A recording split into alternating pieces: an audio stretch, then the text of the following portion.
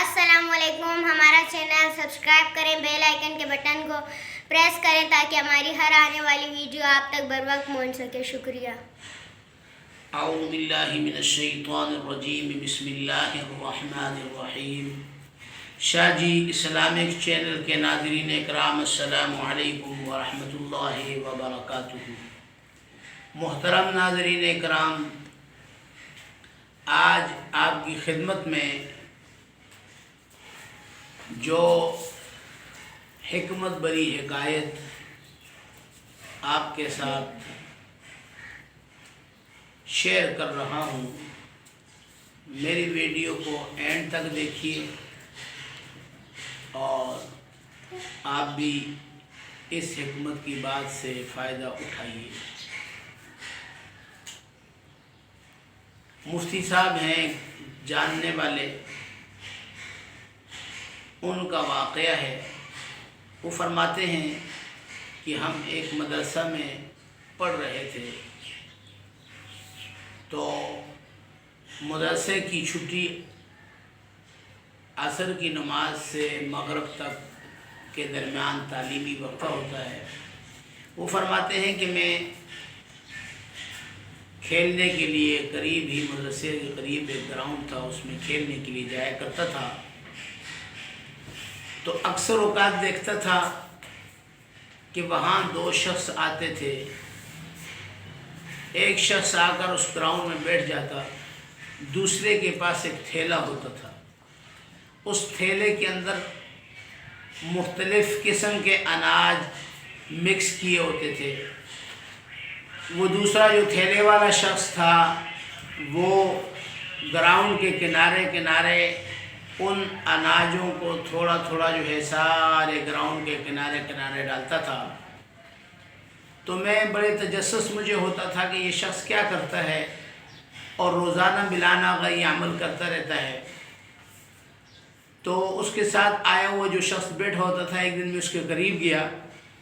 मैंने उससे पूछा कि भाई, मैं रोज़ाना असर की नमाज के बाद हमारे यहाँ मदरसे की छुट्टी होती है, तो मैं इस मैदान में ग्राउंड में खेलने के लिए तशरीफ़ लाता हूँ। तो मैं अक्सर औकात देखता हूँ कि आपके साथ एक दूसरा शख्स भी आता है, उसके हाथ में थैला होता है और पूरे ग्राउंड के किनारे किनारे जो किनारे हैं उनमें वो अनाज डालता जाता है। मैं आज आपसे इसकी हिकमत पूछना चाहता हूँ, इसमें क्या हिकमत है। तो जो साहब बैठे हुए थे उसने मुझे बताया कि ये मेरा सेठ है, मैं उसका ड्राइवर हूँ, और ये इस सेठ ने इस मामूली सा इसका कारोबार था, ठेला था, जो ठेला चलाया करता था। तो किसी बुज़ुर्ग की मजलिस में ये गया। उस बुज़ुर्ग ने फरमाया कि आप लोग इंसान तो इंसान हैं, हशरातुल अर्ज़ का भी खूब ख्याल करें। उनके लिए अनाज, ये जो बेकरी का जो टूटे फूटे बिस्किट हैं, इनको रोज़ाना जो है पाबंदी के साथ मखसूस जगहों के अंदर डाल दिए करें। ये जो छोटे छोटे हशरातुल अर्ज़ हैं, चिमटियाँ हैं, इससे फ़ायदा उठाएं तो इंशाअल्लाह तुम्हारे रिज़्क़ में बहुत बरकत होगी। तो ये गरीब सा आदमी था, इसने उस बात को, उस बुज़ुर्ग की बात को अपने पल्ले से बांध लिया, और अब ये रोज़ाना जब भी इसको फुर्सत मिलती है, बल्कि अपने वक़्त से फुर्सत निकालता है, टाइम निकालता है, तो ये रोज़ाना अनाज, जो गंदम बाजरा एक थैली में भर लेता है, दूसरी थैली में बेकरी से मुख्तलिफ़ जो पापे हैं उनका जो बासी पापे हैं, वो बिस्किट वग़ैरह का जो चूरा है वो दूसरी थैली में उठा कर लाता है, और ये किनारे किनारे में ग्राउंड के और ये जो वीरान रास्ते हैं उनके किनारों में डालता जाता है। तो ये जो सेठ है, इसको अल्लाह ताला ने इन हशरातुल अर्ज़ की इस खिदमत पे मामूर किया, और इस खिदमत की बरकत से पहले इसका मामूली सा ठेला था, उस ठेले से फिर उसने दुकान ख़रीदी। दुकान के बाद उसको अल्लाह ताला ने इतना दिया कि उसने صابن کی ایک فیکٹری لگائی، اور اس کے بعد جو ہے کچھ عرصہ گزرا، اس نے دوسری فیکٹری لگائی، اسی طرح کرتے کرتے اس نے تیسری فیکٹری لگائی۔ آج اس کی 3 فیکٹریاں ہیں، پورے پنجاب میں اس کا صابن سپلائی ہوتا ہے، اور آج اس پرتاش زندگی گزار رہا ہے کہ ہر قسم کی سہولت اویلیبل ہے اسے، اور آج بھی اس نے اس بزرگ کے بتلائے ہوئے عمل کو کرتا ہے۔ تو میرے بھائیوں، یہ بظاہر تو معمولی سا عمل ہے، لیکن جیسا کہ فرماتے ہیں کہ اللہ کی مخلوق اللہ کا عیال اور کنبہ ہے، اس کی خدمت کی جائے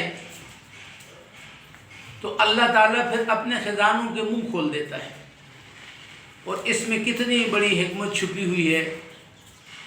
اور جب آپ اور میں بھی اس عمل کو کریں گے کہ بظاہر ایک حقیر سا عمل ہے، کوئی اتنا بڑا قرآنی عمل نہیں، کوئی وظیفہ نہیں، لیکن اس وظیفے کے فوائد یقین مانے میں نے اپنی آنکھوں سے خود بھی دیکھے ہیں، اور میں نے اس عمل کو کچھ عرصہ کیا ہے۔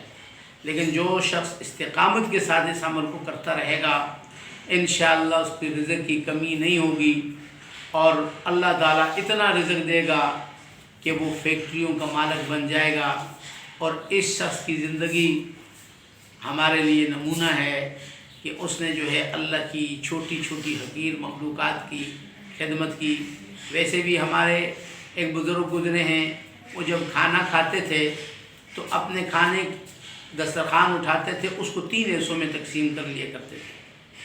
اگر گوشت کا ہوتا تھا تو ایک ہڈیوں کو علیحدہ رکھتے تھے، چھوٹے چھوٹے پرزے جو ہوتے تھے کھانے کے باریک بورے ان کو الگ رکھتے تھے، اور تیسرا جو بڑے ٹکڑے ہوتے تھے وہ الگ رکھا کرتے تھے۔ جو چھوٹی ہڈیوں کو وہ کسی صاف جگہ میں ڈالتے تھے، اور فرماتے تھے کہ یہ جنات کی خوراک ہے، اس کو جنات استعمال کریں گے۔ اور بالکل باریک جو چھوٹے چھوٹے پرزے ہوتے تھے، اس کو چمٹیوں کے بلوں کے آگے ڈال دیا کرتے تھے، اور اسی طرح جو بڑے ٹکڑے ہوتے تھے چھت کے اوپر رکھ دیا کرتے تھے کہ کوے وغیرہ چڑیاں وغیرہ آ کر کھائیں گی۔ تو یہ ہمارے لیے بہت ہی سبق آموز کہانی ہے۔ ضرور آپ بھی اس پر عمل کیجئے، اس سے فائدہ اٹھائیے، اس کو اپنے دوستوں کے ساتھ بھی شیئر کیجئے، انشاءاللہ سب کو فائدہ ہوگا۔ اللہ تعالیٰ میرے جتنے احباب ہیں، محبت کرنے والے ہیں، ان سب کو اس پہ عمل کی توفیق عطا فرمائے، اور بعینی ہی اسی طرح ان کو کے اوپر بھی رزق کی بارشیں عطا فرمائے، اور ان کے سارے مسائل حل فرمائے۔ آمین آمین، وما علینا الا البلاغ المبین۔